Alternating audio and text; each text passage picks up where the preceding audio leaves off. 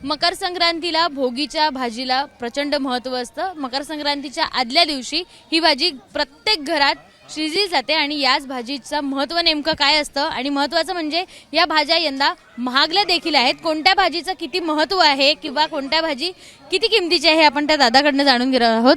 दादा, कोणत्या कोणत्या भाज्या असतात त्याच्यात आणि नेमक्या किती महाग झाल्या त्या यावर्षी? आज यंदा 10 रुपयाची पहिली 10 रुपयाची वस्तू होती, आज 20 रुपयाला झाली। गाजरं ही पहिले 40 रुपये 50 रुपये किलो होती, आज यंदा 80 रुपये किलो गाजरं झाले। ते 50-80 रुपये किलो गाजरं झाली। हे पहिले 10 रुपये 5 रुपये 6 रुपये खरेदी होती, यंदा त्याला 20 रुपये झाले। हे आपलं मकाचं कणीस आहे, ही बोरं आहे, हे बिब्याचं फूल आहे, हे वाळलेली शेंग आहे, ही गाजरं आहे, ही बोरं आहे। बस आपली सुक्की शेंग लागते। वाल पापडी पासून तर गाजर मुळा त्याच्यासोबत ऊस या सगळ्याचं एकत्र मिश्रण करून ही भाजी तयार केली जाते। माझ्यासोबत काही ग्राहक आहेत। भोगीची भाजी घेतली आहे का?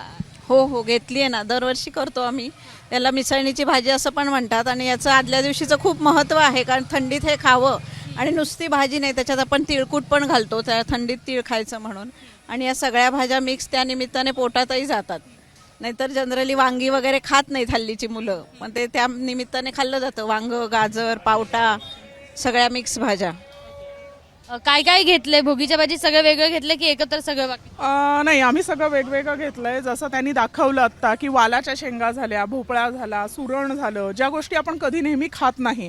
पण आत्ता कसं आहे, मकर संक्रांतीनिमित्त सूर्याचं संक्रमण होतंय, आपल्या शरीराला जास्तीत जास्त उष्णतेची गरज आहे। त्याच्यामुळे ह्या ज्या शेंगा ज्या आहेत त्या वेगवेगळ्या प्रकारच्या शेंगा झाल्या, वांगी झाली, सुरण, रताळी ही जी येतात त्याची मिक्स भाजी आपण करतो। तर ही परंपरा जी आहे ती फक्त महाराष्ट्रात नाही तर अनेक राज्यांमध्ये सुद्धा ती पार पाडली जाते। फॉर एक्झाम्पल तुम्ही म्हणाल तर गुजरातमध्येच त्याला उंदिओ पण म्हणतात। तुम्ही ओणम साजरा केला जातो, ओणममध्ये पण वेगवेगळ्या प्रकारच्या भाज्या एकत्र केल्या जातात। तर ह्या ज्या भाज्या अवेलेबल आहेत मार्केटमध्ये, असं काही स्पेसिफिक नाही की हीच भाजी वापरली पाहिजे तीच वापरली पाहिजे, पण ह्या ज्या भाज्या अवेलेबल आहेत त्या सगळ्या घेऊन आपण त्याच्या वर्षातून एकदा त्याची भाजी आपल्या पोटात गेली पाहिजे। एरवी आपण वर्षभर डाएटच्या नावाखाली लेट्यूस वापरतो, हे वापरतो, ते वापरतो, ॲव्होकाडो वापरतो, जे 200 आणि 300 रुपये किलो असतं। तेव्हा आपण किंमत विचारत नाही किंवा हे किती महाग आहे किंवा हे एवढं का महाग आहे, पण साध्या आपल्या गावठी भाज्या घेताना मात्र आपण त्या शेतकऱ्यांना 10 वेळा म्हणतो, अहो एवढं महाग, काहीतरी कमी करा। तर आपणही कुठेतरी हे समजलं पाहिजे की वर्षभर त्यांचे कष्ट त्याच्या मागे आहेत। त्यामुळे आपण ज्या किमतीला मिळतील त्या किमतीला घेऊन वर्षातून एकदा तरी ही मिक्स भाजी खाल्ली पाहिजे।